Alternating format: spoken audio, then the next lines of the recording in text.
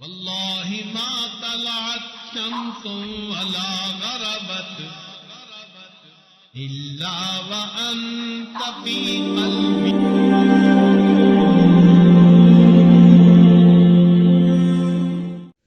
الحمد لله وكفى وسلام على عباده الذين اصطفى. أما بعد، أعوذ بالله من الشيطان الرجيم. بسم الله الرحمن الرحيم. يا أيها الذين آمنوا توبوا إلى الله توبة نصوحا. سبحان ربك رب العزة عما يصفون وسلام على المرسلين والحمد لله رب العالمين. اللهم صل على سيدنا محمد وعلى آل سيدنا محمد وبارك وسلم.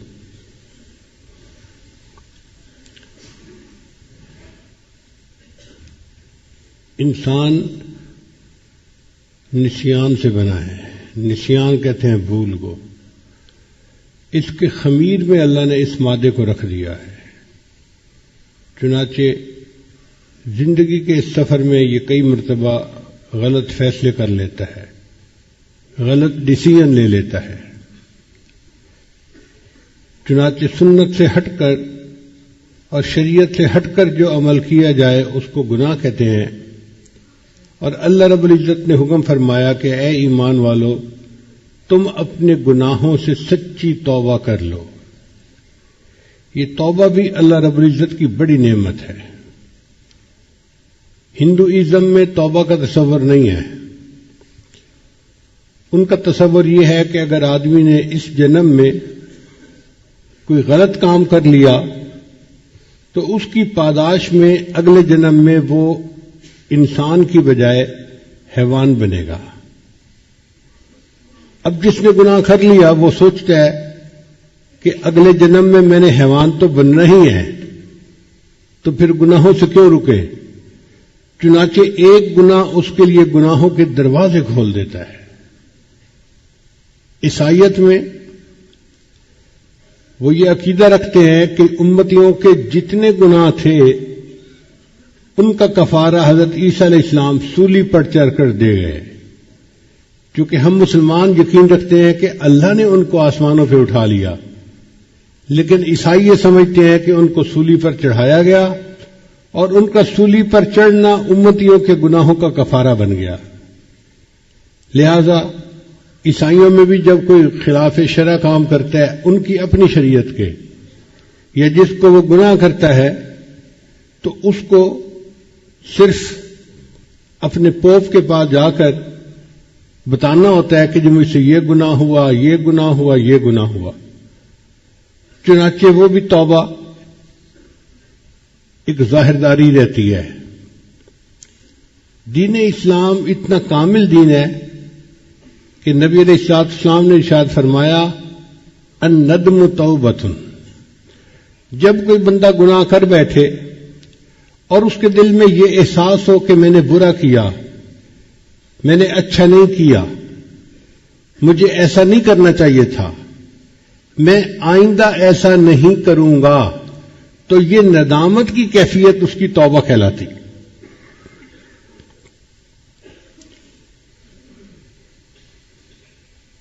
چنانچہ توبہ کرنے والا انسان سب سے پہلے تو دل میں ندامت محسوس کرے، دوسرا زبان سے استغفار بھی کرے. زبان سے بھی اللہ کے سامنے کہے کہ اے اللہ مجھ سے گناہ ہو گیا اور میں آپ سے معافی مانگتا ہوں، آپ میرے گناہ کو معاف کر دیجئے. یہ ایسا ہی ہے کہ جیسے چھوٹے چھوٹے بچے ایک دوسرے سے بات کرتے ہوئے کوئی غلطی کر جاتے ہیں تو سوری کہہ دیتے ہیں. ہم نے یہ دیکھا ہے کہ سوری کہنے سے دوسرا بچہ اس کو معاف کر دیتا ہے. تو اگر چھوٹے چھوٹے بچوں میں سوری کا لفظ بولنے سے بچے ایک دوسرے کو معاف کر دیتے ہیں تو اللہ تعالیٰ ہے. جب کوئی بندہ گناہ کر بیٹھتا ہے اور اللہ کی بارگاہ میں آ کر دل سے نادم ہوتا ہے اور زبان سے اعتراف کرتا ہے کہ اللہ میں گناہ کر بیٹھا، اللہ تعالیٰ بھی اس بندے کے گناہوں کو معاف فرما دیتے ہیں۔ چنانچہ حدیث مبارکہ ہے، اللہ تعالیٰ اور اس کے رسول صلی اللہ علیہ وسلم اس شخص پر رحمت بھیجتے ہیں جو اپنے گناہوں کا اعتراف کر لے۔ اب یہ بندے اور اللہ کا معاملہ ہے۔ اگر اس نے گناہ چھپ کر کیا تھا تو چھپ کے اللہ کے سامنے توبہ کرے، اور اگر اس نے پبلک میں گناہ کیا تھا سب کے سامنے، تو پھر سب کے سامنے توبہ کرنا ضروری ہوتی ہے۔ تو زبان سے توبہ کرے، دل میں ندامت محسوس کرے، اور ایک عہد کرے کہ یا اللہ آج کے بعد میں یہ دوبارہ گناہ نہیں کروں گا۔ یہاں پر شیطان بندے کو دھوکہ دیتا ہے، کہتا ہے تو اس گناہ سے بچ ہی نہیں سکتا، چھوڑ ہی نہیں سکتا۔ بھئی میں نہیں چھوڑ سکتا، اگر اللہ تعالیٰ چاہے وہ تو چھڑوا سکتے ہیں نا، تو نظر اپنے پہ کیوں رکھتے ہیں؟ نظر اللہ پہ رکھیں، اور یہ کہیں کہ اللہ میں نے تو دل سے نیت کر لی ہے، اب آپ اس گناہ کو چھوڑنے میں میری مدد فرمائیے۔ تو اللہ تعالیٰ پھر توبہ پہ استقامت کے ساتھ رہنا بندے کے لیے آسان فرما دیتے ہیں۔ حضرت موسیٰ علیہ السلام نے ایک مرتبہ اللہ رب العزت سے پوچھا کہ یا اللہ، جب کوئی بندہ نیک بندہ آپ کو یا رب کہہ کر پکارتا ہے تو آپ کیا جواب دیتے ہیں؟ اللہ تعالیٰ نے فرمایا میرے کلیم، میں اپنے اس نیک بندے کو یا رب کہنے کے جواب میں لبیک کہتا ہوں۔ لبیک کا مطلب میں حاضر ہوں۔ تو موسیٰ علیہ السلام نے پوچھا اللہ، جب آپ کا کوئی گناہ گار بندہ جو غفلت میں پڑا ہوا ہے وہ آپ کو یا رب کہہ کر پکارتے ہیں تو پھر آپ کیا جواب دیتے ہیں؟ رب کریم نے ارشاد فرمایا میں اپنے اس گناہ گار بندے کو 3 مرتبہ لبیک لبیک لبیک کہتا ہوں۔ یہ میرا بندہ لوٹ کے میرے پاس واپس آنا چاہتا ہے، میں اس بندے کو مایوس نہیں کرتا، اس کا واپس آنا آسان کر دیتا ہوں۔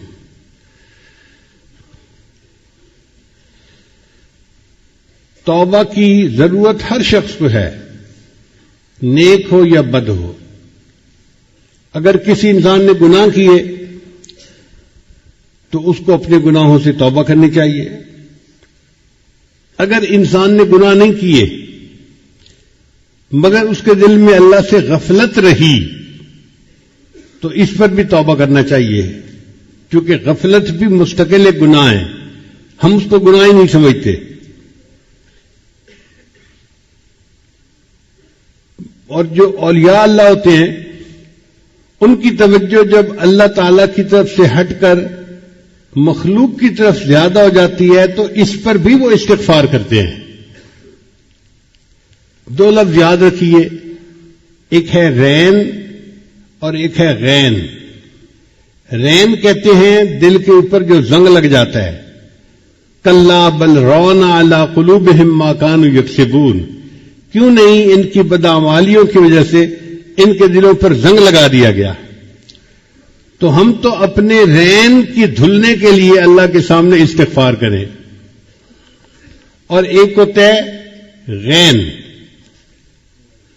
وہ کیا ہوتا ہے کہ اہل اللہ کی توجہ کامل اللہ کی طرف ہوتی ہے، مگر کئی مرتبہ دعا مانگنے کے لیے یا کسی کے حالات سن کے اس بندے کی طرف توجہ زیادہ ہوتی ہے، تو وہ جو لمحہ اس بندے کی طرف توجہ کا زیادہ ہوتا ہے وہ اس پر بھی استغفار کرتے ہیں۔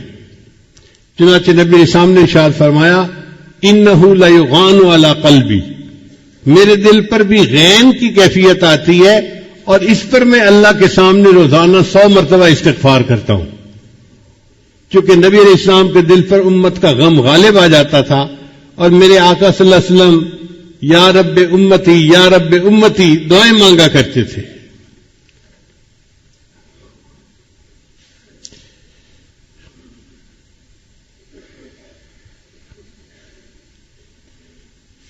اب سوال پیدا ہوتا ہے کہ انسان توبہ کیوں نہیں کرتا؟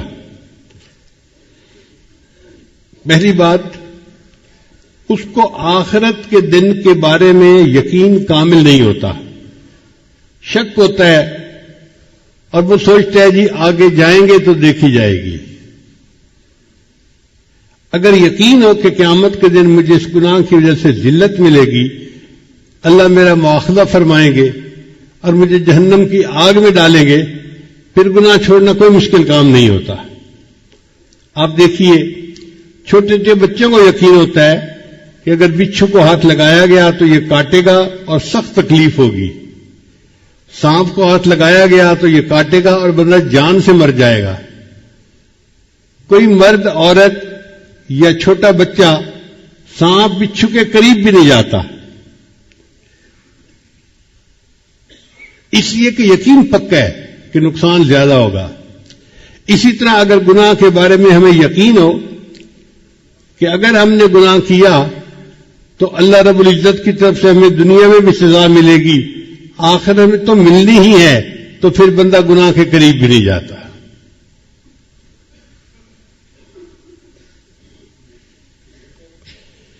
ایک نوجوان کسی بزرگ کے پاس آیا،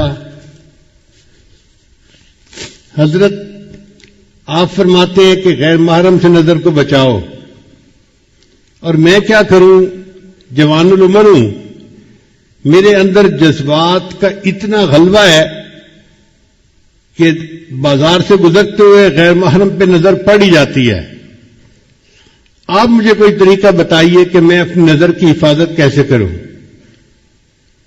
ان کا بھائی میں آپ کو بتا تو دوں گا طریقہ، لیکن آپ کو ایک کام کرنا پڑے گا۔ کون سا کام؟ کہ یہ پیالہ دودھ کا ہے، اس کو بازار کے دوسرے کنارے پر ایک عالم رہتے ہیں، ان کو پہنچا کے آؤ۔ اس نے کہا جی بات ہی کوئی نہیں، میں پیالہ پہنچا دیتا ہوں۔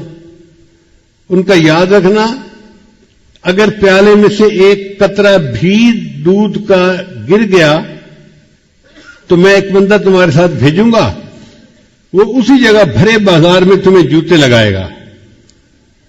اب وہ بندہ گھبرا گیا کہ بڑا احتیاط والا کام ہے، اگر بے احتیاطی ہوئی تو بھرے بازار میں جوتے پڑیں گے، میری ذلت ہوگی۔ چنانچہ اس نے پیالہ دودھ کا اپنے ہاتھ میں لیا اور بازار میں سے چلتا ہوا بالآخر دوسرے کنارے تک پہنچا اور ان بزرگوں کو پیالہ پہنچا دیا۔ واپس آ کر اس نے بڑے خوشی خوشی بتایا کہ حضرت میں نے الحمدللہ اس پانی کے دودھ کے پیالے کو فلاں بزرگ تک پہنچا دیا، ایک قطرہ بھی دودھ کا نہیں گرا۔ ان کا اچھا یہ بتاؤ کہ آج تم نے بد نظری کتنی کی؟ حضرت وہ جو آپ نے مشٹنڈا ساتھ بھیجا تھا نا کہ یہ جوتے مارے گا، اس کا خوف اتنا تھا کہ میرا دھیان ہی عورت کی طرف نہیں گیا، میں تو پورا راستہ یہ دیکھتا رہا کہ میرے دودھ کے پیالے میں سے ایک قطرہ بھی نیچے نہ گرے۔ مجھے دودھ کے چھلک جانے کا ڈر تھا، عورت کی طرف میری نظر نہیں اٹھی۔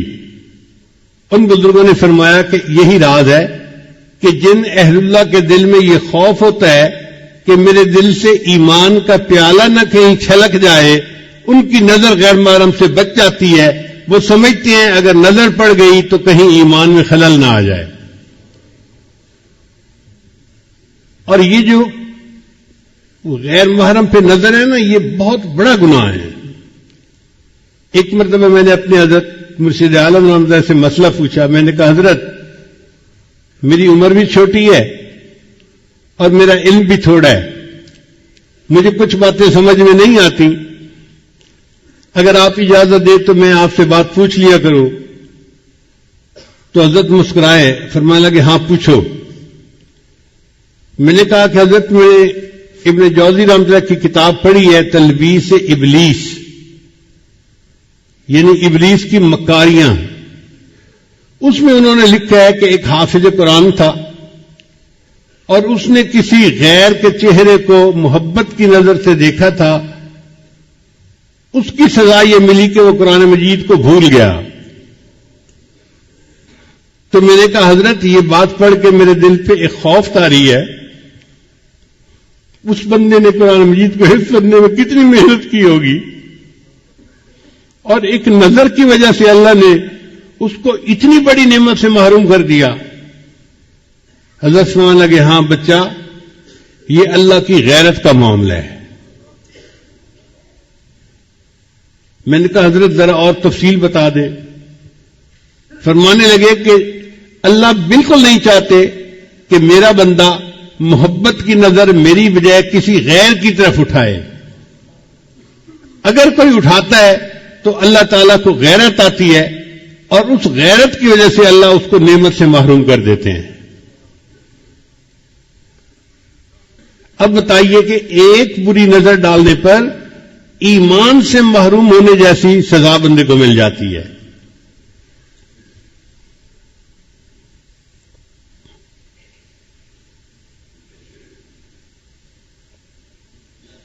توبہ نہ کرنے کے اسباب میں سے دوسرا سبب یہ ہوتا ہے کہ بندہ سوچتا ہے اچھا میں توبہ کر لوں گا آج نہیں تو کل، پھر کل آتا ہے تو پھر سوچتا ہے اچھا میں کل توبہ کر لوں گا، اور یہ کل ہوتے ہوتے ہوتے ایک ایسا بھی دن آتا ہے کہ جب اس کے دن میں آج ہی ہوتا ہے اور اس کو مرنا ہوتا ہے، اس دن میں اس کے زندگی میں کل نہیں ہوتا اور وہ توبہ کیے بغیر دنیا سے چلا جاتا ہے.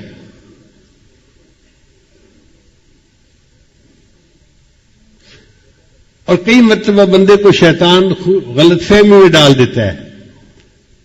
اللہ تعالیٰ بڑے رحیم ہیں، بڑے کریم ہیں، وہ معاف کر دیں گے. چنانچہ ہم نے کئی لوگوں سے یہ جواب سنا. ان کو کہا کہ بھئی توبہ کرنی چاہیے، تو نوجوان نے جواب دیا جی اللہ نے کسی کو تو معاف کرنا ہی ہے نا. بھئی ساری دنیا کو معاف کر دے، اگر ہمیں نہ کیا تو یہ شیطان کا دھوکہ ہوتا ہے.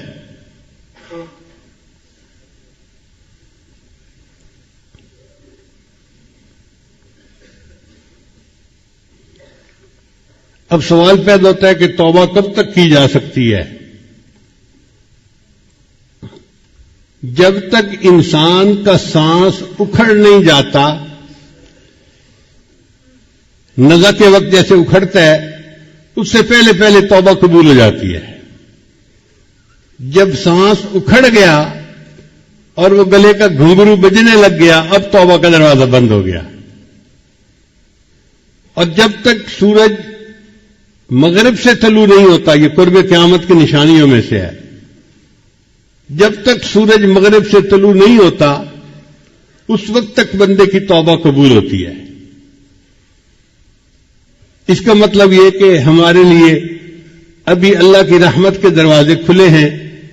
ہم اگر توبہ کرنا چاہیں تو اللہ تعالیٰ کی طرف سے قبولیت میں آسانی ہوگی.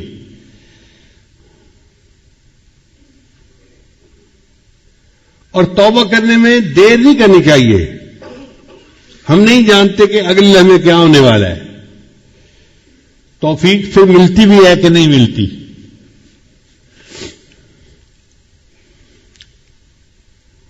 حدیث مبارکہ میں آتے ہیں کہ بنی اسرائیل کا ایک آدمی تھا جو بڑا ہی بدماش قسم کا تھا. اس نے 99 بندوں کو قتل کر دیا.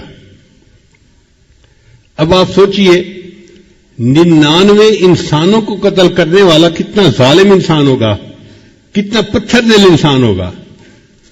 پھر کچھ دن میں خیال آیا کہ کوئی میرے لیے بھی توبہ کی گنجائش ہے. تو ایک صوفی صاحب کے پاس آیا، بھائی میں 99 بندوں کو قتل کر چکا ہوں، کیا میرے لیے توبہ کا کوئی امکان ہے؟ اس کے پاس علم تو تھا نہیں. اس نے کہا توبہ توبہ، 99 بندوں کو قتل کر کے آیا، 100 چوہے کھا کے بلی حج کو چل لی، تیری توبہ تو قبول نہیں ہوگی. اس نے ایسے روکھا سا جواب دیا. اس بندے کو غصہ آیا. اس نے کہا اچھا پھر 99 قتل کیا ہے تو میں سینچری پوری کر لیتا ہوں. اس نے اس کو بھی قتل کر دیا. پھر اس کے ذہن میں خیال آیا کہ میں 100 بندوں کا قاتل ہوں، کیا میرے لیے کوئی توبہ کی صورت ہے؟ تو اس نے کسی عالم کے پاس حاضری دی اور اس سے پوچھا جی کہ کوئی توبہ کی گنجائش؟ ان کا بھئی گنجائش تو ہے، کیا کروں؟ ان کا دیکھو فلاں بستی ہے، اس کا نام ہے نصرہ، وہاں علماء رہتے ہیں، مشائخ رہتے ہیں، تم ان کے پاس جاؤ توبہ کی نیت سے اور اللہ کے حضور سچی توبہ کر لو، اللہ گناہ معاف کر دیں گے۔ یہ سن کے وہ بندہ گھر واپس نہیں گیا، وہیں سے اس بستی کی طرف چل پڑا۔ اللہ کی شان دیکھیے کہ راستے میں اس کی موت کا وقت آ گیا۔ اب جب موت آ گئی تو جہنم کے فرشتے آئے، یہ 100 بندوں کا قاتل ہے، اس کو جہنم لے کے جانا ہے۔ اور جنت کے فرشتے آئے، توبہ کی نیت سے جا رہا تھا، اس کو جنت میں لے کے جانا ہے۔ اب معاملہ اللہ تعالی کی بارگاہ میں پیش ہوا کہ یا اللہ اس بندے کا فیصلہ کیا کریں۔ رب کریم نے فیصلہ فرمایا کہ فاصلے کی پیمائش کرو۔ جس بستی کی طرف یہ جانا چاہتا تھا توبہ کی نیت سے، اگر اس بستی کے قریب پہنچ گیا ہے تو توبہ قبول، اور اگر ابھی نہیں قریب پہنچا تو پھر اس کا مطلب ہے کہ ابھی توبہ نہیں ہوئی۔ تو فرشتوں نے پیمائش کی۔ محدثین نے لکھا ہے کہ دونوں بستیوں کے بالکل جو سینٹر کی لائن تھی نا، آدھا آدھا سفر، اس بندے کی ادھر وفات ہوئی تھی اور مرتے مرتے وہ اگلی بستی کے قریب لاش اس کی جا کر گری تھی۔ اتنا تھوڑا سا فرق تھا۔ اور بعض محدثین نے لکھا کہ موت تو اس کو نصف فاصلے پر ہی آئی تھی، لیکن اللہ جانتے تھے کہ یہ توبہ کی نیت سے چلا ہے۔ اللہ نے بستی کے قریب والی زمین کو حکم دیا کہ تو سکڑ جا۔ وہ زمین سکڑ گئی اور اس کی لاش بستی کے تھوڑا قریب ہو گئی۔ اس پر اللہ نے توبہ قبول کر لی، 100 بندوں کے قتل کے گناہ کو معاف فرما دیا۔ اب غور کیجئے کتنا بڑا گناہ ہے، لیکن سچی نیت تھی اور چل پڑا تھا تو اللہ نے 100 بندوں کے قتل کے گناہ کو بھی معاف فرما دیا۔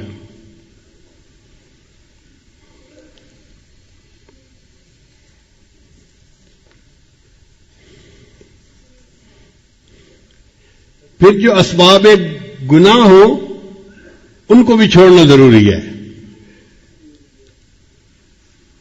مثلا کچھ دوست ہیں جو بندے کو گناہ کی طرف کھینچتے ہیں، ان سے قطع تعلقی کرنا ضروری۔ ہم دوستوں کو تو چھوڑتے نہیں، پھر کہتے ہیں جی گناہ نہیں چھوٹتے۔ بھئی اگر دوست وہی رہیں گے تو آج نہیں تو کل پھر گناہوں میں مبتلا کر دیں گے۔ اس لیے اللہ کی رضا کے لیے ایسے دوستوں سے تعلق کو توڑ لینا یہ بھی ضروری ہوتا ہے۔ اس کی مثال یوں سمجھیے کہ گندی نالی کے اندر ایک ہیرا پڑا ہوا ہے، موتی پڑا ہوا ہے۔ اب ایک بندے کے پاس 10 بالٹیاں پانی کی ہیں، وہ اس کے اوپر پانی ڈالتا رہتا ہے۔ جب تک پانی ڈالتا رہتا ہے وہ موتی صاف چمکتا نظر آتا ہے۔ جیسے ہی پانی ڈالنا بند ہوا پھر گندا پانی اس کے اوپر آ گیا اور پھر وہ موتی جو ہے وہ ناپاک ہو گیا۔ اگر وہ موتی اسی نالی میں رہے گا نا تو وہ پاک صاف نہیں ہو سکتا۔ نالی سے نکال کر اس کے اوپر 1 گلاس پانی بھی اگر ڈال دیں گے تو وہ موتی پاک صاف بن جائے گا۔ اسی طرح انسان جن حالات میں ہو اور گناہ کا ارتکاب کرتا ہے ان حالات سے نکلے، ان دوستوں کو چھوڑے، پھر اگر اللہ کے سامنے سچی توبہ کرے گا اللہ تعالیٰ اس کی توبہ کو قبول فرما لیں گے۔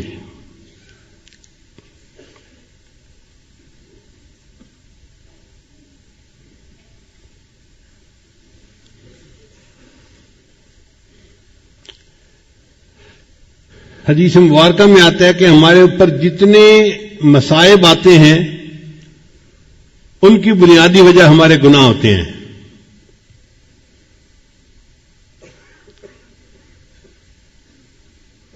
اللہ گناہوں کی وجہ سے بندے پر مصیبتیں بھیجتے ہیں۔ اس میں کیا حکمت ہے؟ حکمت یہ ہے کہ اللہ تعالیٰ چاہتے ہیں یہ میرا گناہ چھوڑے اور میرا بندہ میرے تک واپس آ جائے۔ تو اللہ اس کو مصیبتوں اور پریشانیوں کی رسیوں میں باندھ کے اپنے گھر کی طرف واپس کھینچ رہے ہوتے ہیں۔ ابن عطا رحمۃ اللہ لکھتے ہیں، پاک ہے وہ پروردگار جو بندے کو مصیبتوں اور پریشانیوں کی رسیوں میں کھینچ کھینچ کر اپنے گھر کی طرف کھینچ رہا ہوتا ہے۔ آپ دیکھیں بندہ پریشان ہوگا نا تو آپ اس کو کہیں کہ جی ہر نماز کے بعد 100 مرتبہ یہ پڑھو، وہ 5 نمازیں بھی پڑھے گا اور عمل بھی کر لے گا۔ تو خوشیاں سلاتی ہیں اور غم جگاتے ہیں۔ جب حالات ٹھیک ہوتے ہیں، خوشیاں ہوتی ہیں، تو بندہ غفلت کے کاموں میں پڑ جاتا ہے۔ پھر اللہ تعالیٰ اس کو کچھ پریشانی اور مصیبت میں مبتلا کر دیتے ہیں، تو پھر بندہ روتا دھوتا ہے، پھر اللہ کے دروازے پر آتا ہے، اللہ مجھے معاف کر دے، اللہ مجھے معاف کر دے۔ یہ پریشانی اس کے لیے رحمت بن کے آئی تھی۔ ظاہر میں پریشانی تھی، حقیقت میں یہ اللہ کی رحمت تھی جس نے اس کو پکڑ کر اللہ کے دروازے کی طرف کھینچ لیا۔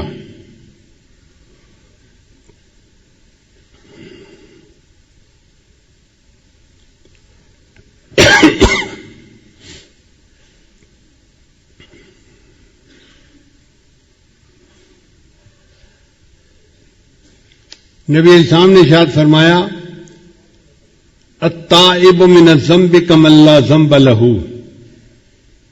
گناہوں سے توبہ کرنے والا ایسے ہو جاتا ہے جیسے اس نے وہ گناہ کیا ہی کبھی نہیں۔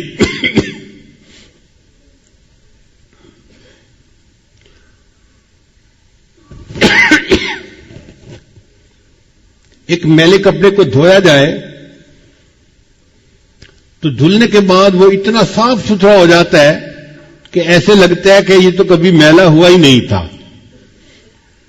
یہی انسان کے دل کا حال ہے کہ گناہوں کی ظلمت کی وجہ سے دل میلا ہو جاتا ہے، لیکن جب بندہ سچی توبہ کر لیتا ہے اللہ تعالیٰ اس کے دل کی ظلمت کو صاف کر دیتے ہیں، دل ایسے بن جاتا ہے جیسے اس نے کبھی گناہ کیا ہی نہیں تھا۔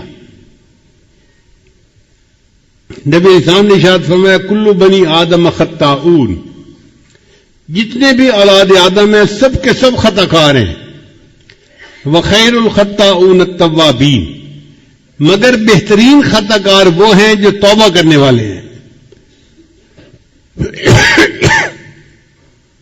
اس کا مطلب یہ ہوا کہ خطا تو ہو جاتی ہے، مگر اس کے بعد جب بندہ توبہ کر لیتا ہے تو وہ گناہ یا وہ خطا اس بندے کے بلندی درجات کا سبب بن جاتا ہے۔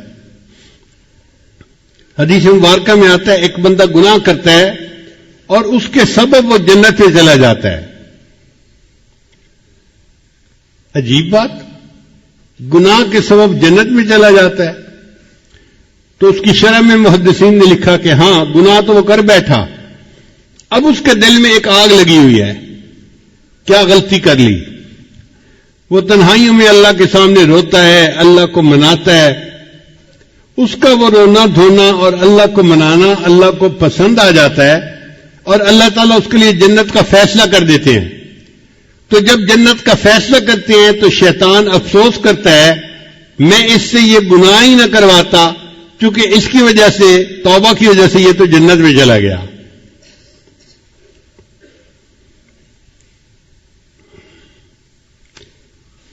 ابراہیم ادم رحمۃ اللہ فرمایا کرتے تھے، اللہ تعالیٰ نے 3 کو 3 چیزوں میں چھپا رکھا ہے، اپنی رضامندی کو نیکی میں چھپا رکھا ہے، اس لیے سالک کو چاہیے کہ وہ نیکی کو چھوٹا نہ سمجھے، کیا پتہ اسی نیکی میں اللہ کی رضا چھپی ہوئی ہو اور بندے کو اللہ کی رضا نصیب ہونی ہو۔ کئی دفعہ ہوتا ہے نا جی، نماز پڑھ لی نفل چھوڑ دیے، بھئی کیا پتہ انہی نفلوں میں اللہ نے اپنی رضا کو چھپایا ہوا ہو، ہم اگر وہ نفل پڑھ لیں گے اللہ ہم سے راضی ہو جائیں گے۔ اللہ تعالیٰ نے اپنی ناراضگی کو گناہ میں چھپایا ہوا ہے، چنانچہ گناہ کو چھوٹا نہ سمجھے، کیا پتہ جس گناہ کا ارتکاب ہم کر رہے ہیں اسی کی وجہ سے اللہ نے ہم سے ناراض ہونا ہو، پھر کیا بنے گا۔ اور تیسرا، اللہ تعالیٰ نے ولایت کو اپنے بندوں میں چھپا رکھا ہے، اس لیے آپ کسی بندے کو حقیر نہ سمجھیں. کیا پتہ جس کو آپ حقارت کی نظر سے دیکھ رہے ہیں وہ اللہ کا ولی ہو اور اللہ کے ہاں اس کا اونچا مرتبہ ہو.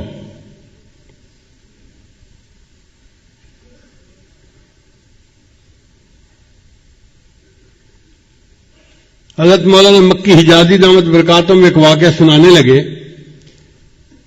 کہ ایک بندہ تھا جو حرم شریف کے باہر بیٹھا ہوتا تھا. آنے جانے والے اس کو پیسے دیتے تھے، وہ نہیں لیتا تھا. کوئی 100 ریال دیتا، کوئی 50 دیتا، کوئی 500 دیتا.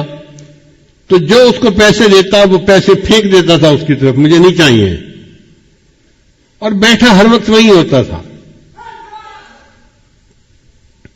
تو اکثر لوگ سمجھتے تھے کہ یہ پاگل ہے، یہ دیوانہ ہے، بیمار ہے، کہ اس کو احساس ہی نہیں کسی چیز کا، کھانے پینے کا، اور یہ ہر وقت اسی جگہ بیٹھا ہوا ہے. کبھی کبھی وہ حرم کے اندر جماعت کے ساتھ نماز پڑھتا بھی نظر آتا تھا. حضرت فرماتے ہیں کہ میں ایک مرتبہ جا رہا تھا حرم میں، تو ایک مولانا صاحب میرے مہمان آئے ہوئے تھے. میں نے انہیں بتایا کہ یہ ایک مجذوب سا بندہ ہے، یہیں بیٹھا رہتا ہے، پیسے نہیں مانگتا، کوئی دینا بھی چاہے تو پیسے اٹھا کے واپس پھینک دیتا ہے. تو مولانا صاحب کہنے لگے حضرت 10-20 کو تو اس نے پھینکا نہیں ہے، میں دیتا ہوں نا اسے 1000 ریال یا 2000 ریال، دیکھتا ہوں کیسے پھینکتا ہے. تو مولانا نے اپنی جیب سے 1000 یا 2000 ریال نکالے اور اس مجذوب کے قریب گئے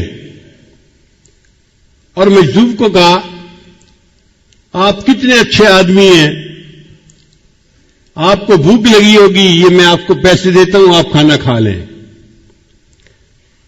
تو جب یہ کہا تو اس مجذوب نے آگے سے قرآن کی آیت پڑھی، یقولون بافواہہم ما لیس فی قلوبہم، یہ اپنی زبانوں سے ایسی باتیں نکالتے ہیں جو ان کے دل میں نہیں ہوتی. تو وہ مولا کہنے لگے کہ حضرت آپ ٹھیک کہتے ہیں، یہ کوئی عام پاگل یا فقیر نہیں ہے، یہ تو کوئی پہنچا ہوا بندہ نظر آتا ہے. تو اللہ نے ولایت کو اپنے بندوں میں چھپا رکھا ہے، اس لیے کسی بندے کو بھی کم نظر سے نہ دیکھے. ہو سکتا ہے جس کو ہم کم نظر سے دیکھ رہے ہیں وہی اللہ کا ولی ہو. اور قیامت کے دن جو بخشش ہے نا، وہ بڑے بڑے اعمال پہ کوئی نہیں ہونی. جن عملوں پہ ہماری نظر بھی نہیں ہوتی، جن کو ہم چھوٹا سمجھتے ہیں، جو ہمیں یاد ہی نہیں ہوتے، وہ بخشش کا سبب بنیں گے. چنانچہ حدیث پاک میں آتا ہے قیامت کے دن سب سے پہلے جہنم میں ڈالنے کے لیے اللہ ایک عالم کو بلوائیں گے. میرے بندے تو کیا لایا؟ یا اللہ میں تو عالم تھا، لوگوں کو دین کی دعوت دیتا تھا، میں نے تو مدارس بنوائے، مسجدیں بنوائیں، ہزاروں شاگرد پیچھے چھوڑ کے آیا. اللہ فرمائیں گے ہاں تو نے یہ سارا کام اس لیے کیا کہ تجھے بڑا عالم کہا جائے. فقط قیل، تجھے دنیا میں بڑا عالم لوگوں نے کہہ دیا، میرے پاس دینے کو کچھ نہیں ہے، فرشتوں اس بندے کو لے جاؤ اور الٹا کر کے جہنم میں ڈال دو. یعنی کسی شرابی، زانی، قاتل، جواری کو نہیں پہلے جہنم میں ڈالا جائے گا، ایک عالم کو جس کے اندر ریا تھی. پھر اللہ تعالیٰ ایک سخی کو بلوائیں گے، میرے بندے کیا لایا؟ اللہ مجھے آپ نے دنیا میں بہت رزق دیا تھا، مال دیا تھا، میں غریبوں پہ خرچ کرتا تھا، میں نے مسافر خانے بنوائے، میں نے کئی غریب بچیوں کی شادی اور رخصتی کے اندر ان کے ماں باپ کی مدد کی، تو میں نے تو بڑے خیر کے کام کیے. اللہ فرمائیں گے ہاں تو نے یہ سب کام اس لیے کیے کہ تجھے بڑا سخی کہا جائے، لوگوں نے سخی کہہ دیا، لہذا اب میرے پاس دینے کو کچھ نہیں، فرشتوں لے جاؤ اس کو بھی اوندا کر کے جہنم میں ڈال دو. پھر تیسرے بندے کو لایا جائے گا، وہ شہید ہوگا. میرے بندے کیا لائے؟ اے اللہ میں نے تو آپ کے دین کی سربلندی کے لیے اپنی جان بھی قربان کر دی. اللہ فرمائیں گے ہاں جان تو دی مگر اندر تیری نیت یہ تھی کہ لوگ تجھے بڑا بہادر کہیں, بڑا مجاہد کہیں, تو لوگوں نے کہہ دیا لہذا میرے پاس دینے کے لیے کچھ نہیں, فرشتوں لے جاؤ اس کو بھی الٹا کر کے جہنم میں ڈال دو. اب آپ سوچئے کہ جب اتنے علم کے باوجود بندہ جہنم میں جا رہا ہے, اتنی سخاوت کے باوجود, شہادت جیسے عمل کے باوجود بندہ جہنم میں جا رہا ہے, اس کا مطلب یہ کہ انسان جو اعمال کرتا ہے ان کے اوپر بھروسہ نہ کرے. اللہ کو کون سا عمل پسند آئے یہ اللہ کو معلوم ہے. چنانچہ بہت ساری کتابوں میں ہم نے پڑھا کہ چھوٹے چھوٹے عملوں کی وجہ سے اللہ کو بندہ پسند آ گیا اور اللہ نے بخشش فرما دی. امام غزالی رحمۃ اللہ وفات پا گئے. کسی نے پوچھا کہ حضرت آگے کیا بنا؟ بھئی اللہ نے میری بخشش کر دی. جی حضرت آپ کی بخشش تو ہونی تھی, آپ نے تو اتنی مزیدار کتابیں لکھی کہ پوری امت اس سے فائدہ پا رہی ہے. علماء ان کتابوں کو پڑھ کر درس دیتے ہیں اور لوگوں کو نیکی کی طرف اللہ کی طرف بلاتے ہیں. تو امام غزالی نے فرمایا وہ کتابوں کا تو مسئلہ پیش ہی نہیں ہوا, اس سے پہلے ہی اللہ نے بخشش کر دی. بھئی کس عمل پہ بخشش کی؟ فرمایا ایسا عمل جو مجھے یاد ہی نہیں تھا. کون سا عمل؟ فرمان لگے کہ میں بیٹھا کتاب لکھ رہا تھا تو اس زمانے میں قلم دوات ہوتی تھی, سیاہی کے لیے قلم دوات میں ڈالتے تھے اور سیاہی لگا کر پھر لکھتے تھے. تو میں نے جب قلم دوات میں ڈالی اور باہر نکالی تو ایک مکھی جو تھی وہ اس کی ٹپ کے اوپر, نوک کے اوپر آ کر بیٹھ گئی. تو میں نے سوچا کہ یہ پیاسی مکھی ہوگی, یہ پیاس بجھانا چاہتی ہے, تو میں نے قلم کو 1 سیکنڈ کے لیے روک لیا, وہ مکھی اڑ گئی. میں نے لکھنا شروع کر دیا. میرا یہ عمل مجھے یاد ہی نہیں تھا, اللہ کو پسند آ گیا. میرے بندے تو نے ایک مکھی کی پیاس کا خیال رکھا اور اپنے قلم کو تھوڑی دیر کے لیے روک لیا, میں اس پر تیرے سب گناہوں کو معاف کر دیتا ہوں.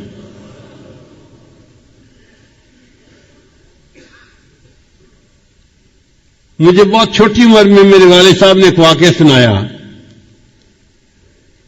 فرمان لگے کہ ہمارے علاقے میں ایک شیخ تھے جو ذمہ دار بھی تھے اور شیخ طریقت بھی تھے.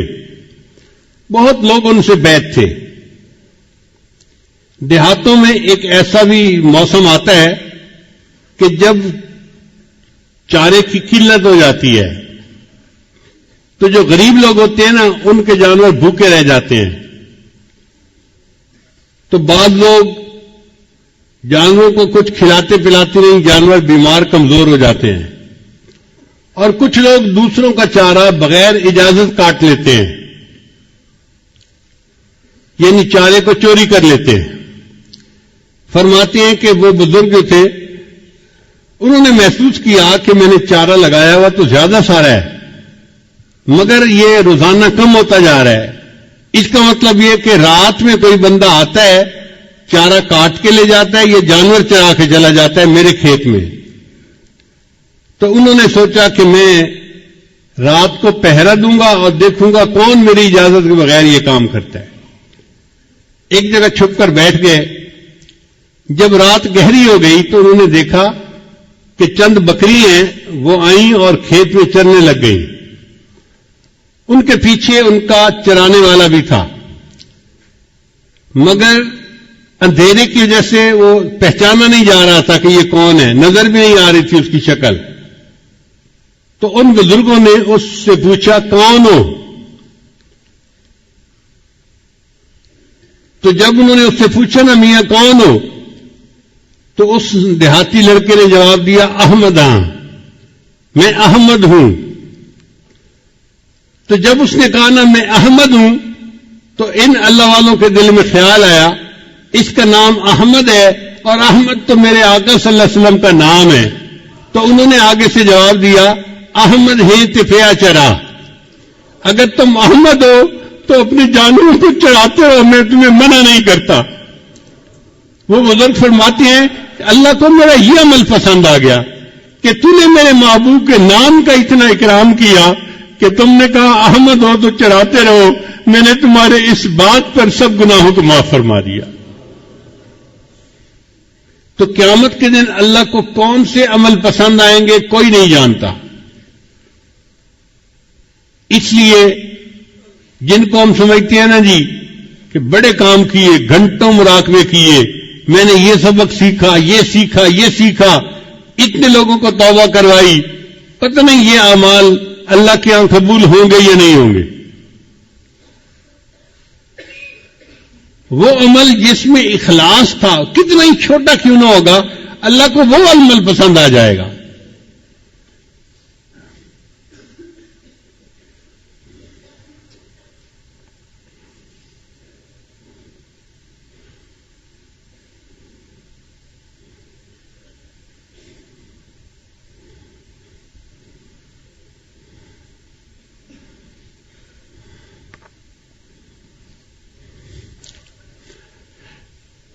چنانچہ بعض لوگوں نے اپنے گناہوں سے توبہ کی اور اتنی عاجزی کے ساتھ، اتنی ندامت کے ساتھ توبہ کی کہ اللہ کو پیار آ گیا۔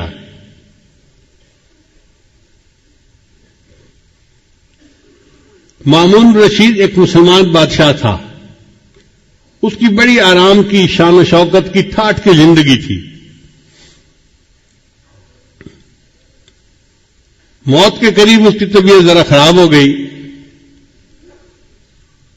تو اس نے اپنے ورکر کو کہا کہ یہاں زمین پر ایک دری بچھا دیجیے۔ تو بادشاہ کے حکم پر انہوں نے دری بچھا دی۔ جب دری بچھا دی تو مامون رشید چارپائی سے اٹھ کر نیچے دری کے اوپر لیٹ گیا اور لوٹنے لگا جیسے بچہ ماں باپ کے سامنے لوٹتا ہے، اور یہ کہنے لگا، اے دائمی ملک کے بادشاہ، فانی ملک کے بادشاہ پر رحم فرما۔ اے دائمی ملک کے بادشاہ یعنی اللہ تعالی، میں فانی ملک کا بادشاہ ہوں تو میرے اوپر رحم فرما۔ اللہ کو اس کا یہ فکرہ اور یہ عاجزی پسند آ گئی اور اللہ نے اس کی بخشش کر دی۔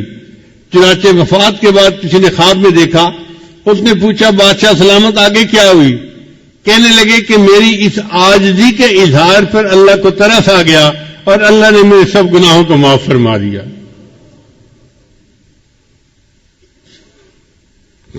عمر بن عبدالعزیز رحمۃ اللہ علیہ ایک بڑے نیک حکمران تھے، بہت متقی انسان تھے۔ جب ان کی وفات کا وقت قریب آیا تو وہ بھی زمین پر لیٹ گئے اور یہ کہنے لگے، اللہ میں تسلیم کرتا ہوں کہ میں نے زندگی میں گناہ کیے ہیں۔ اے اللہ میں تسلیم کرتا ہوں کہ میں نے زندگی میں گناہ کیے ہیں، اگر تو معاف کر دے تو تیرا احسان ہے، اور اگر معاف نہ کرے تو تیرا عدل ہے، مگر میں گواہی دیتا ہوں کہ تیرے سوا کوئی معبود نہیں اور محمد صلی اللہ علیہ وسلم تیرے سچے رسول ہیں۔ یہ الفاظ کہہ کے اس کی وفات ہو گئی، یعنی کلمہ پڑھ کے فوت ہو گیا۔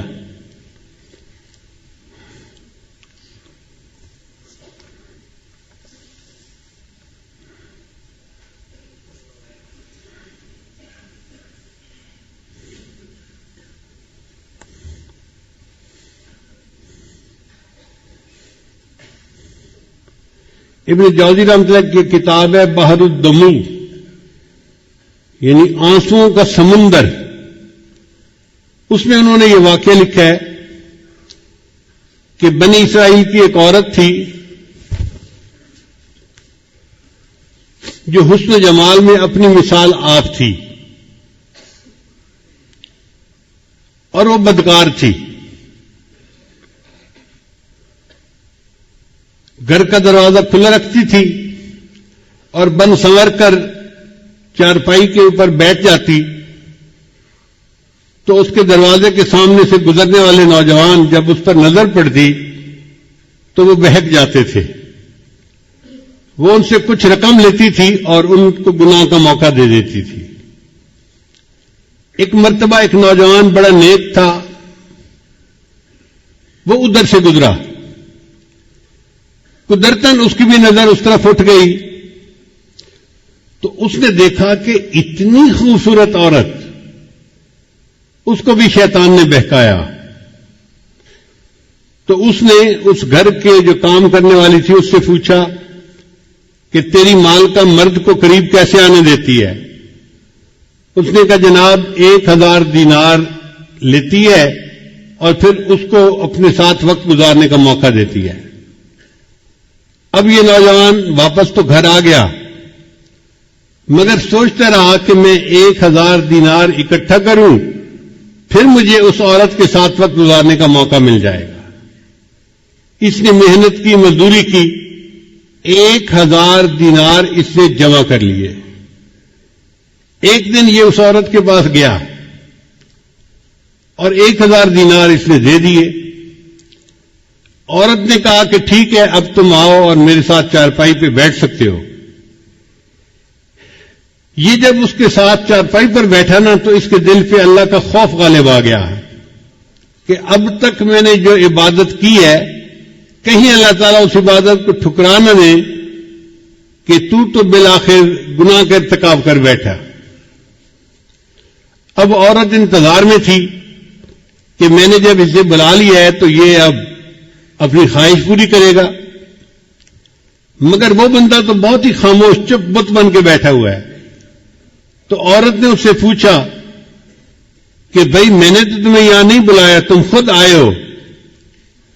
اس نے کہا میں اپنے نفس کی خواہش کی وجہ سے آ تو گیا تھا لیکن جب میں یہاں چارپائی پر آ کر بیٹھا ہوں نا تو میرے اوپر اللہ کا خوف غالب آ گیا اور میں نے ارادہ ترک کر دیا، میں تیرے ساتھ گناہ نہیں کروں گا. اور جو 1000 دینار میں نے دیے ہیں وہ بھی تیرے ہی، میں تجھ سے واپس نہیں لیتا اور میں اپنے گھر جا رہا ہوں. یہ کہہ کے وہ نوجوان گناہ کیے بغیر اٹھا اور اپنے گھر کی طرف چل پڑا. عورت نے اس سے جاتے جاتے پوچھ لیا کہ تم کس گاؤں کے رہنے والے ہو؟ اس نے گاؤں کا نام بتا دیا.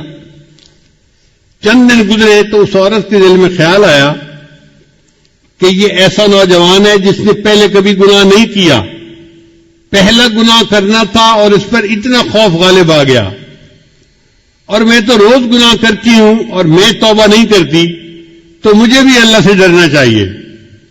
چنانچہ اس نے نیت کر لی کہ میں بھی آج کے بعد یہ بدکاری والے گناہ کو چھوڑ دیتی ہوں. چند دن گزرے تو اس کا بھی زندگی گزارنا مشکل بن گیا.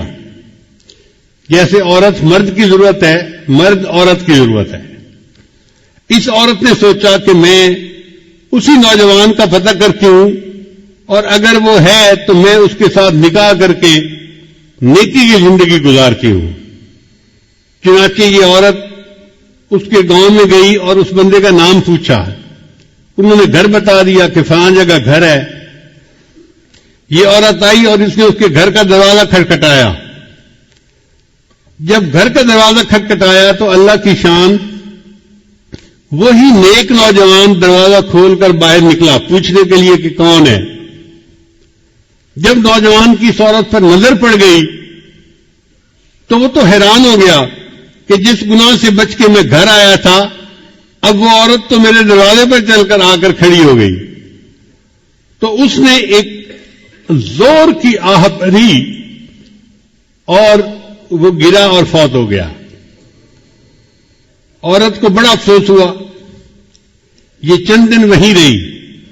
پھر اس نے لوگوں کو بتایا تھا کہ میں تو بھئی اس کے ساتھ نکاح کے ارادے سے آئی تھی اور میں نیکی کی زندگی گزارنا چاہتی تھی. گھر والوں کو اس عورت سے ہمدردی ہوئی تو انہوں نے عورت کو کہا کہ وہ بندہ تو فوت ہو گیا مگر اس کا ایک اور بھائی ہے، ابھی شادی شدہ نہیں ہے، وہ شادی کرنا چاہتا ہے.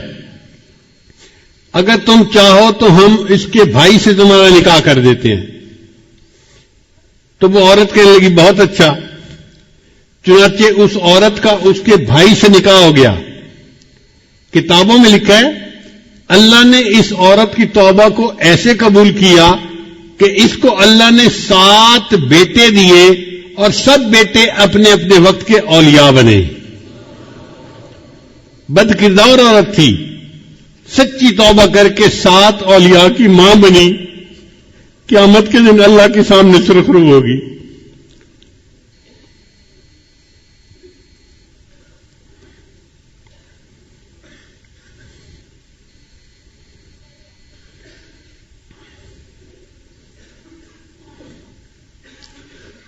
بنی اسرائیل کا ایک نوجوان تھا جو بہت گناہ کی زندگی گزار رہا تھا.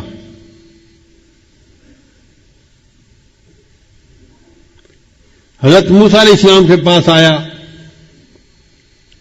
حضرت میں اتنا گناہگار, اب میرے لیے کیا صورت ہو سکتی ہے؟ تو موسیٰ علیہ السلام نے فرمایا بھائی توبہ کر لو, اللہ تعالیٰ معاف کر دیں گے, اور اگر توبہ نہیں کرو گے تو گناہ معاف نہیں ہوں گے, جہنم جاؤ گے. موسیٰ علیہ السلام کی طبیعت ذرا جلال والی تھی. جب انہوں نے تھوڑا ڈانٹ ڈپٹ کر دی تو یہ نوجوان گھبرا گیا. کہتے ہیں کہ یہ جنگل میں چلا گیا اور وہاں جا کے اس نے اللہ کے سامنے بڑی دعا مانگی, اللہ میری توبہ کو قبول کر لے, اللہ میرے گناہوں کو معاف کر دے.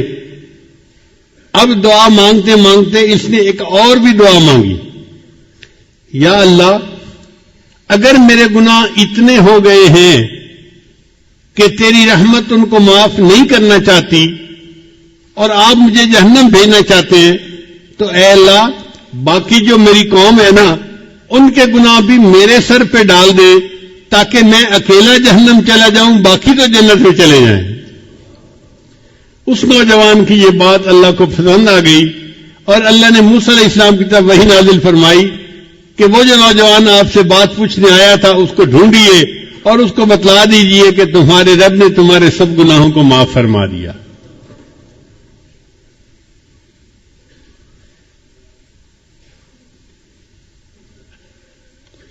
ایک آدمی شرابی کبابی تھا, فوت ہوا تو کسی نے خواب میں دیکھا. اس نے کہا بتاؤ کیا بنا؟ کہنے لگا اللہ نے بخشش کر دی. اس نے کہا تیری بخشش ہو گئی, تو شرابی کبابی موت تک اپنی بری حرکتوں پہ قائم رہا, تو تیری مغفرت کیسے ہو گئی؟ کہنے لگا میں برا تو تھا, لیکن جب میری موت کا وقت قریب آیا, یعنی وہ جو نزع کی کیفیت ہوتی ہے تو بندے کو پتہ چل جاتا ہے کہ اب میرا جانے کا وقت قریب آ گیا, تو کہتا ہے کہ اس وقت میں زمین پہ لیٹ گیا اور میں نے اللہ سے یہ دعا کی, اے دنیا اور آخرت کے مالک اس شخص پر رحم فرما جس کے پاس نہ دنیا ہے نہ آخرت ہے. اے دنیا اور آخرت کے مالک اس شخص پر رحم فرما جس کے پاس نہ دنیا ہے نہ آخرت ہے. میرا یہ عاجزی کے الفاظ کہنا اللہ کو اتنا پسند آیا, اللہ نے سب گناہوں کو معاف کر دیا.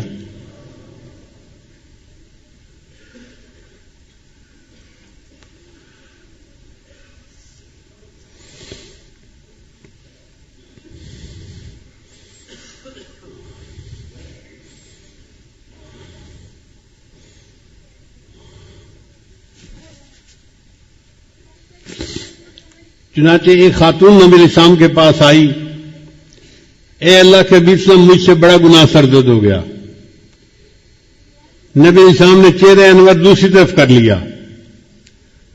وہ ادھر سے آ کر اس نے پھر یہی بات کی. نبی علیہ السلام نے چہرہ انور پھر اور طرف کر لیا. اس نے پھر آ کر یہی بات کہی. پھر نبی علیہ السلام چہرہ انور چوتھی طرف کر لیا. اس نے پھر آ کر یہی بات کا اقرار کیا کہ مجھ سے بڑا گناہ سرزد ہو گیا ہے. اصل میں نبی علیہ السلام اس سے 4 مرتبہ کہلوانا چاہتے تھے اگر ایک دفعہ کہتی تو کام معاف ہو جاتا. اب چونکہ اس نے 4 مرتبہ گواہی دے دی تھی تو نبی علیہ السلام نے فرمایا کہ تجھے کوئی شک ہو گیا ہوگا, وہم ہو گیا ہوگا. اس نے کہا اللہ کے نبی صلی اللہ علیہ وسلم وہم والی کوئی بات نہیں, میں نے بڑا گناہ کیا اور اس وقت بچہ میرے پیٹ میں پل رہا ہے, میں بچے کی ماں بننے والی ہوں, کوئی شک والی بات نہیں ہے. تو نبی علیہ السلام نے فرمایا اچھا جب تک بچے کی ولادت نہیں ہو جاتی تم جاؤ, جب ولادت ہو جائے پھر میرے پاس آنا. یہ عورت اپنے گھر واپس چلی گئی.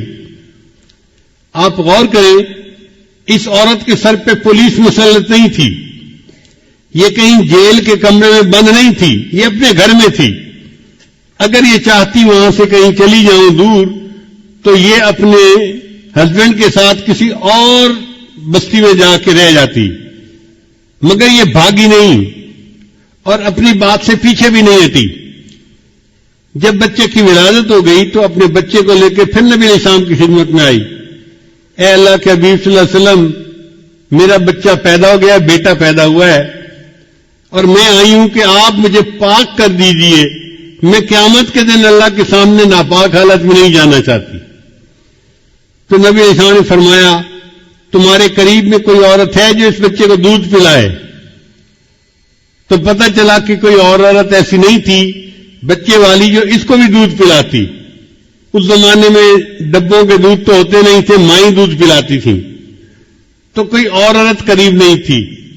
تو نبی علیہ السلام نے فرمایا اچھا تم جاؤ اور بچے کو اتنی دیر دودھ پلاؤ کہ یہ دودھ کی بجائے کھانے کی چیزیں کھانے لگ جائے, سالڈ لینا شروع کر دے. وہ عورت گھر واپس آ گئی اپنے بچے کو لے کے. اب اس کے پاس 2 سال کا وقت تھا, کیونکہ دودھ پلانے کی عمر عامین یومین کاملین 2 سال پورے ہوتی ہے. اس عورت نے بچے کو 2 سال دودھ پلایا تو بچہ اتنا بڑا ہو گیا کہ وہ روٹی کا ٹکڑا کھانے کے قابل ہو گیا.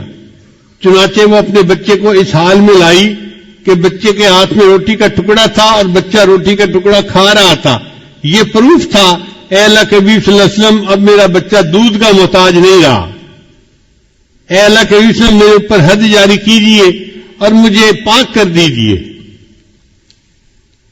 اس کا مطلب یہ کہ اس عورت کے دل میں ایک آگ لگی ہوئی تھی ندامت کی, شرمندگی کی, کہ میں گناہ تو کر بیٹھی ہوں لیکن میں اس گناہ کی حالت میں اپنے رب کے سامنے نہیں جانا چاہتی. میں چاہتی ہوں کہ میرا اللہ میرے گناہ کو دنیا میں معاف کر دے اور میں آخرت کی ذلت سے بچ جاؤں. چنانچہ نبی علیہ السلام نے اس عورت کو رجم کرنے کا حکم دیا. حضرت عمر رضی اللہ عنہ نے جب اس عورت کو پتھر مارا تو خون کا کوئی چھینٹا ان کے کپڑے پر آ کر گرا. تو انہوں نے اس عورت کو کہا یہ کتنی ایسی ہے اور ویسی ہے, اپنے قبیلے کو بھی بدنام کیا, ماں باپ کو بھی بدنام کیا, اور ایسی حرکت کرنے پہ تجھے شرم نہیں آئی.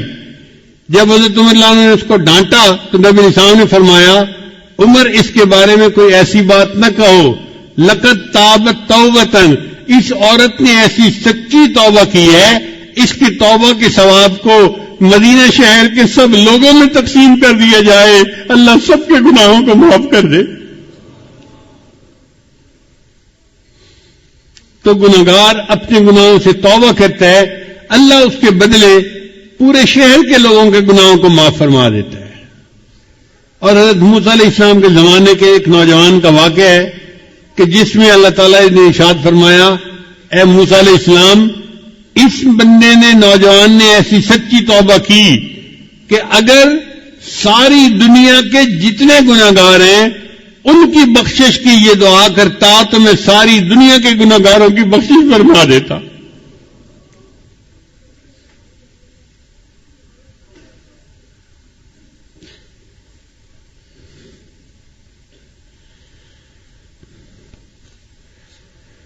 حضرت عمر رضی اللہ عنہ ایک مرتبہ مسجد نبوی میں جا رہے تھے, ایک نوجوان کھڑا رو رہا تھا. تو عمر رضی اللہ عنہ نے پوچھا بھائی رو کیوں رہے ہو؟ اس نے کہا جی مجھ سے بڑا گناہ سرزد ہو گیا ہے. بھائی کیا گناہ سرزد ہو گیا؟ اس نے کہا بھئی میں کفن چور تھا، یعنی جب لوگ میت کو دفن کرتے تھے نا تو میں ان کی قبر کھود کے ان کا کفن نکال کے بیچتا تھا اور اس کے پیسے سے زندگی گزارتا تھا، میرا یہ روز کا کام تھا۔ ایک مرتبہ ایسا ہوا کہ انصار کی ایک جوان لڑکی کی وفات ہو گئی اور میں نے اس کے کفن کو چرا لیا۔ پھر میں تھوڑی دیر آگے چلا تو میرے اوپر شیطان غالب آ گیا اور شیطان نے دل میں بات ڈالی کہ لڑکی تو جوان عمر تھی تو کیوں نہ میں اس سے اپنی خواہش ہی پوری کر لوں۔ تو میں واپس آیا، میں نے دوبارہ قبر کو کھودا، لڑکی کی میت کو نکالا اور اس کے ساتھ میں نے منہ کالا کیا۔ اب میرے دل پر ایک غم ہے کہ میں نے زندہ کی بجائے مردہ کے ساتھ گناہ کیا، تو کیا میرا گناہ معاف ہو سکتا ہے؟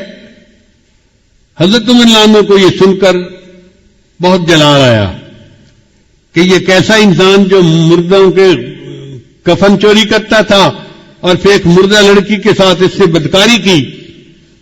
تو حضرت عمر رضی اللہ عنہ نے خود جواب نہیں دیا، فرمان لگے آؤ میں تمہیں نبی علیہ السلام کے پاس لے چلتا ہوں۔ چنانچہ نبی علیہ السلام کے پاس لائے، عرض کیا اے اللہ کے حبیب صلی اللہ علیہ وسلم یہ ایک نوجوان ہے، اس سے بڑا گناہ سرزد ہو گیا، یہ آپ سے پوچھنے آیا ہے۔ تو نبی علیہ السلام نے فرمایا بھئی کیا مسئلہ پوچھنے آئے ہو؟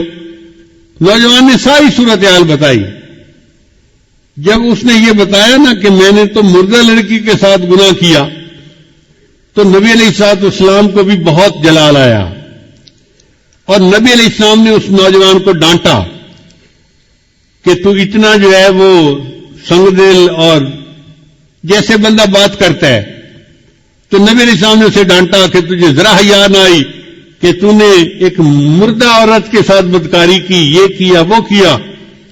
جب اس نوجوان نے دیکھا کہ نبی علیہ السلام بھی مجھے ڈانٹ رہے ہیں تو وہ وہاں سے کھسک گیا اور وہ مسجد نبی سے نکل کے سیدھا باہر دیہات میں گیا، ویرانہ تھا جہاں۔ 40 دن تک وہ نوجوان اللہ کے سامنے روتا رہا۔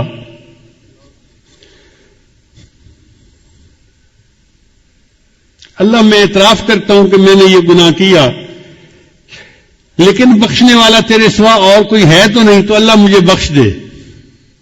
اتنا اس نے آنسو بہائے، اتنا اس نے اللہ کے سامنے عاجزی ظاہر کی کہ اللہ رب العزت نے جبرائیل علیہ السلام کو نبی علیہ السلام کے پاس بھیجا۔